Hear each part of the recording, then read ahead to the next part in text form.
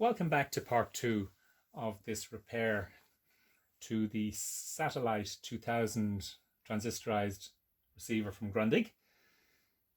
It now comes to the alignment of the AM section. As I mentioned in the last part, the AM part of this receiver wasn't responding at all. It was completely dead. And to try and find out what the problem here was, I injected a signal into the IF stage, which in this particular receiver, because it came from one of the Benelux countries, is at 452 kilocycles. This is a little bit unusual. The normal IF frequency for these radios would be 460, but for some reason the Benelux countries have a different IF. So I fed that signal into the beginning of the IF stage up here, which copes with this area of the receiver, and monitored it first of all by connecting my avometer onto the loudspeaker outlet and also listening for a resulting tone, because the IF frequency is modulated with a sound carrier, which in this case I put in at 600 hertz tone. And of course nothing happened. There was no result at all. So I started to tune the frequency that was coming into the receiver, the IF frequency, up and down the band to see if there was any sign. And lo and behold, when I tuned all the way down to 440 kilocycles, suddenly the receiver leapt into life. I got a tone coming through. So this indicated that the IF frequency stage had been detuned severely by whoever was working on this set before. So little by little, I adjusted the frequency from my signal generator up and up and up towards 452. As I did, I tuned each of these little coils here, the IF frequency coils working at this area of the IF stage, until I got it back up to 452. And lo and behold, the AM receiver sprang into life, and I started getting stations coming in on medium wave, long wave, etc. So that indicated that the receiver had certainly been messed about with whoever was working on it before, unfortunately. So that was a result. Then I went back further, because in this receiver, it's a dual conversion receiver, which operates at 2 IF frequencies, initially at 2 megahertz and then at the said 452. And the area that copes with this is actually back down here. This is the 2 megahertz section of the IF. And again, injecting a signal down here as instructed in the service sheet, I found that there was some improvement to be got by adjusting some of the coils. So these had obviously been adjusted as well. And going back and forwards and going back to the 452, adjusting to make sure it was right, coming back here to this area here, the 2 megahertz section. It's quite involved, in fact, and it took quite a while. I spent the bones of a day doing this whole alignment because there was more to come. Anyway, it certainly showed that there was a vast improvement in the AM receiver performance for medium wave, long wave, and the first 2 shortwave bands. So at this stage, I turned my attention to the RF stage. Now, the RF stage for the first few bands is up around this area here, and what you have to do is to look at the service instructions, and they instruct you on each of the wave bands to adjust first of all the coils at the high frequency end here, and then some of the other coils and little trimmer pots for the low frequency section on each wave band. But not only that, there's a separate adjustment for the frequency in the middle of each of these wave bands. So quite a few adjustments involved. And again, you've got to go back and forwards and do it again and again and again to make sure you're peaking it at the best possible performance for each of the wave bands. So at that stage, the RF alignment had been done for long wave, medium wave, shortwave 1 and shortwave 2. Then separate to that, shortwave 3 to 10 is coped with by these adjustments down here, which is part of the turret tuner that I mentioned earlier on. And if I turn around the turret tuner, you'll see that the wave bands come up. Now this is the back of the receiver. Don't forget, you would be looking at the corresponding wavelengths at the front of the receiver. But anyway, you go around until you come to the first of the wave bands you want to adjust and remove the cover at the back here, which reveals the corresponding coils and trimmer pots, and do exactly the same thing as you did up here for the first few wave bands. You adjust the high frequency with these coils along here, and the high frequency gets adjusted by this, this, and this. Then the lower end frequency gets adjusted by this, this, and this. And finally, the mid bands get adjusted by this, this, and this. And each time you do this adjustment, of course, you've got to adjust the setting on the dial shown at the front of the receiver. So finally, at the end of the day, and it was a long day, this receiver is now performing extremely well on all wave bands in the AM section. Happy days! The alignment for this Grundig radio couldn't have been done properly without the help from Manuel Caldera. Manuel from Madeira Island has a YouTube channel called Electronics Old and New, and without doubt is the European king of radio restoration. His comprehensive tutorials of radio repair and restoration are second to none, and for anyone interested in this hobby, this is a site well worth visiting. His alignment series for this radio gave me the inspiration to have a go at my own example here. So do have a look at his channel. I've put a link for this down below.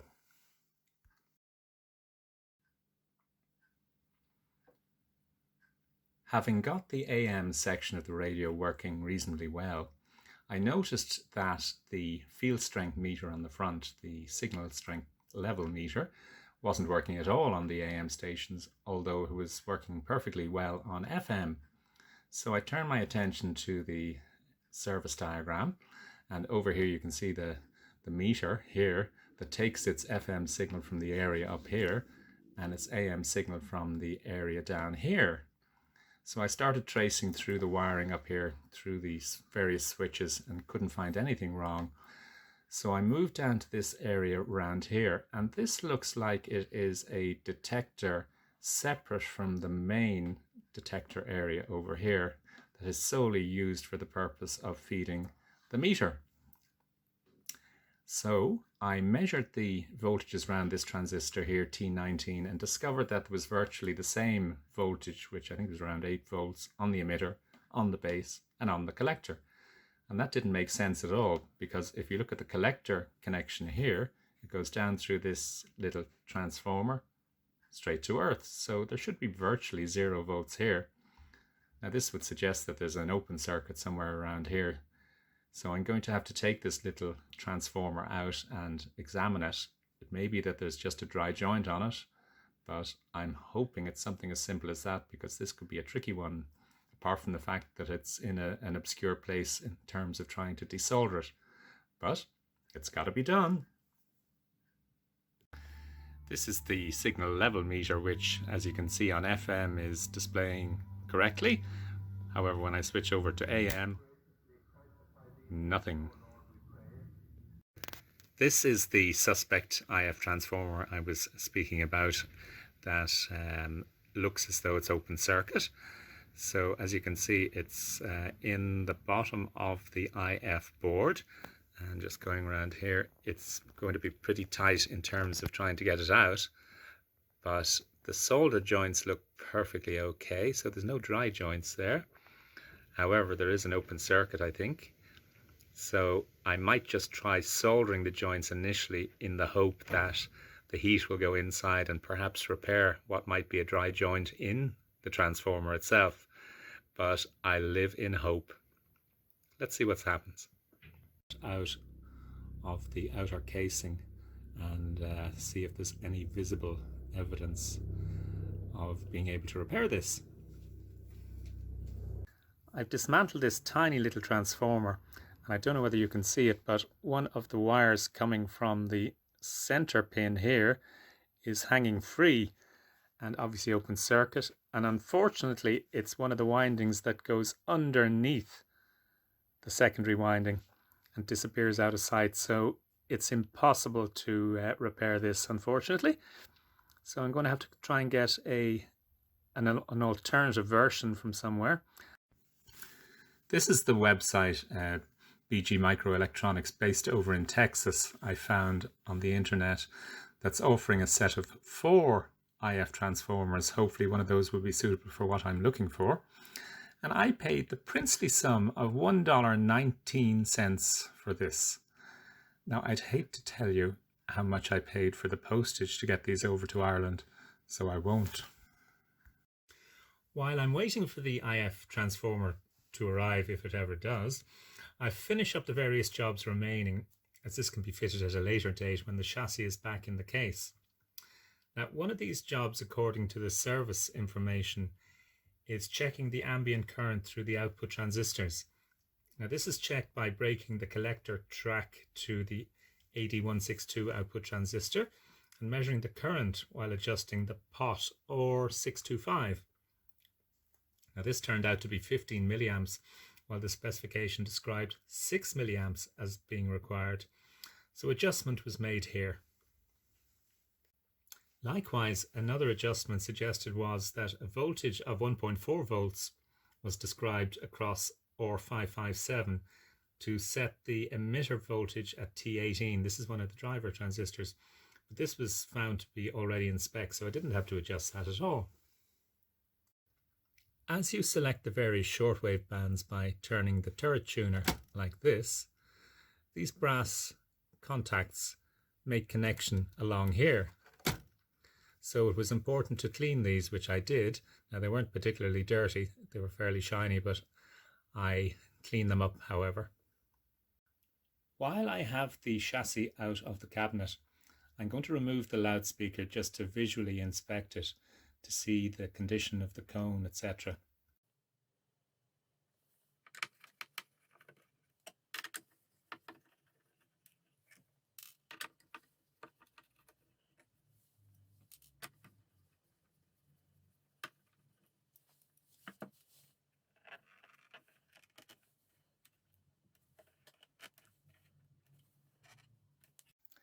There is some evidence of damage to the speaker cone.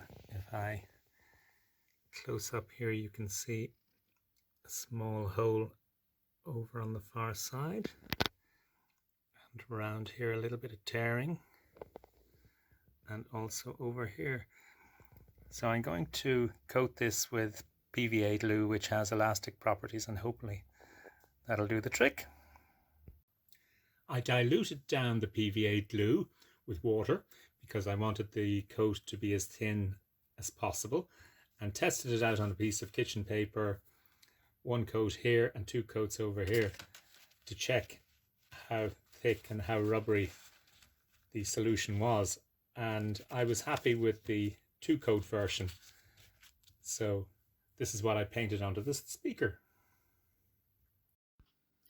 I painted on the diluted PVA with a soft pointed brush, only on the affected spots, giving it 2 coats and let it dry overnight. The result seems to be successful, with the cone suspension still as flexible as before. So now, with all the repairs completed, bar the coil I'm waiting for to redress the level indicator on AM, it's time to refit the chassis back into the cabinet and see how this beauty performs. The radio's back in its cabinet now, so it's time to listen to the result to see how this beautiful piece of machinery sounds. So I'll start off with turning up the volume and selecting long wave.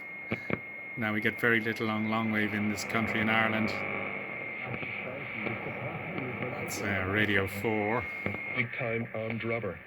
And that's one of the local stations here, but other than that, very little. Likewise with medium wave, most of the stations, apart from one local station, come from the UK. I thought the leader would be the player that would be given the nod. He's that little bit quicker than both. It's what Paris Saint-Germain turn up. It's simple as that. I mean, we know what we're going to get from Bayern Munich.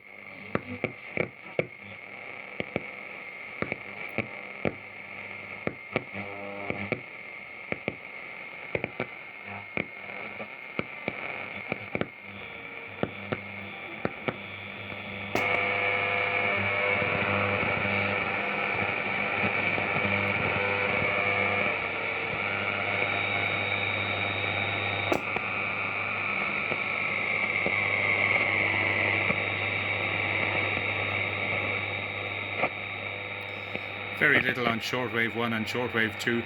Bearing in mind, this is the middle of the day, so reception can sometimes be a bit dodgy at this time. So switching over to the shortwave bands from 3 to 10 along this area here. On the 11 meter band. Nothing very much. 13 meters.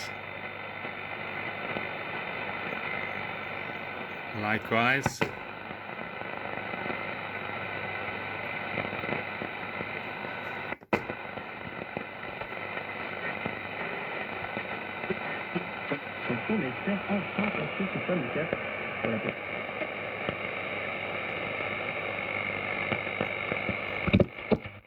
Battery. Mystery. I think, yeah. I saw it.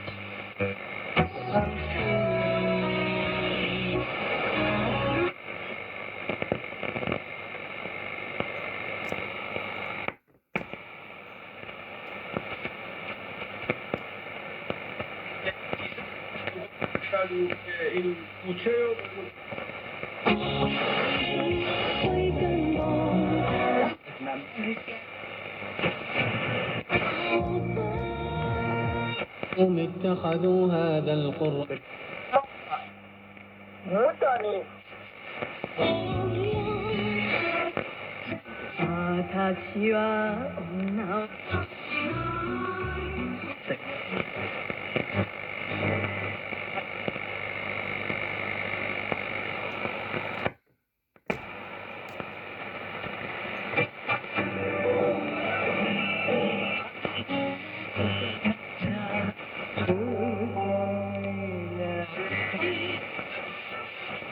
est assez développé. Word at Holly Short, which is the largest short film.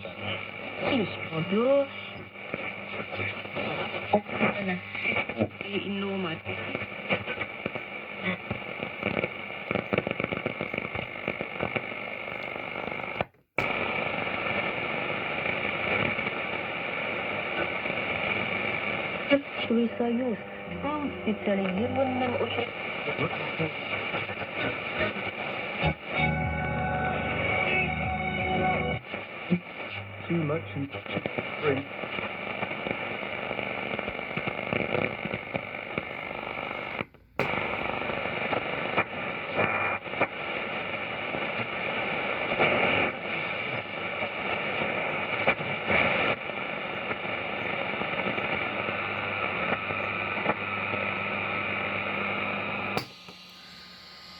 So some of the shortwave bands were obviously a lot more livelier than others. So finally we come down to the FM band, and this is where this radio really shines, as you will hear. We talk about what I just talked about before, about the I came back maybe in March. writer and the really interesting. Them on Valentine's Day this.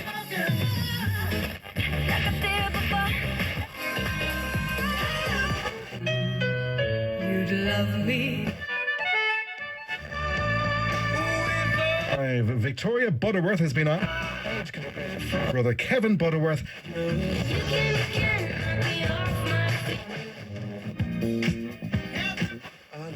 I think one of their finest.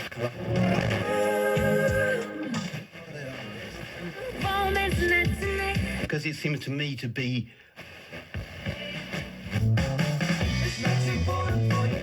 But at least it's musical. Maury, August Poshty.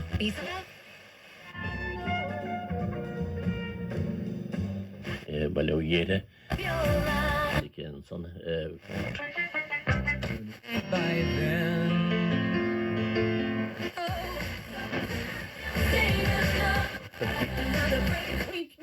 More music.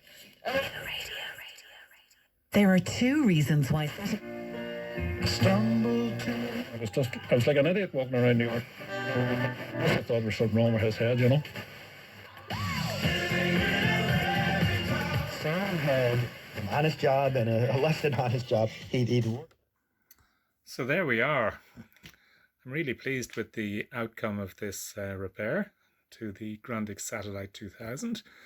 It's been a long haul, but if you have been watching, thank you.